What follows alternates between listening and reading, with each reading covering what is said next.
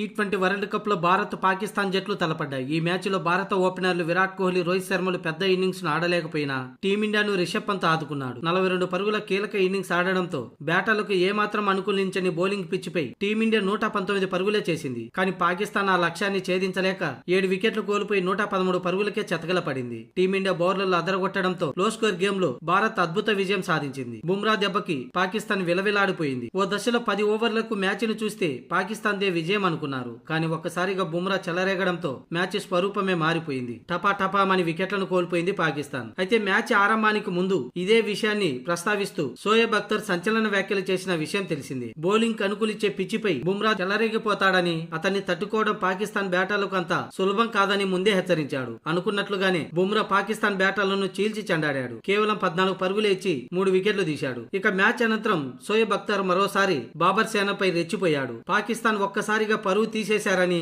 నేను ముందు నుంచి చెబుతున్నదే జరిగిందని, ఒకవేళ ఈ మ్యాచ్ ఓడిపోతే పాకిస్తాన్ సూపర్ 8 కు చేరుకోవడం కష్టమేనని, అందుకు ఒళ్ళు జాగ్రత్త పెట్టుకోమని చెప్పాను. కానీ అది ఒక్కరు కూడా పట్టించుకోలేదు. 119 పరుగులే కదా అంటూ విరవీగారని, కానీ బుమ్రా చూడు ఏం చేశాడోనని, అతని వలలో చిక్కుకొని పాకిస్తాన్ బ్యాటర్లు చచ్చిపోయారంటూ షోయబ్ అఖ్తర్ పేర్కొన్నాడు. ఓ పక్క పరువు పోయింది, మరో పక్క సూపర్ 8 కు వెళ్లడం మీ వల్ల కాదు, ఇంకా తిరిగి వచ్చేయండి అంటూ ఆవేశంతో ఊగిపోతూ షోయబ్ అఖ్తర్ పాకిస్తాన్ టీంపై ఆగ్రహం వ్యక్తం చేశాడు.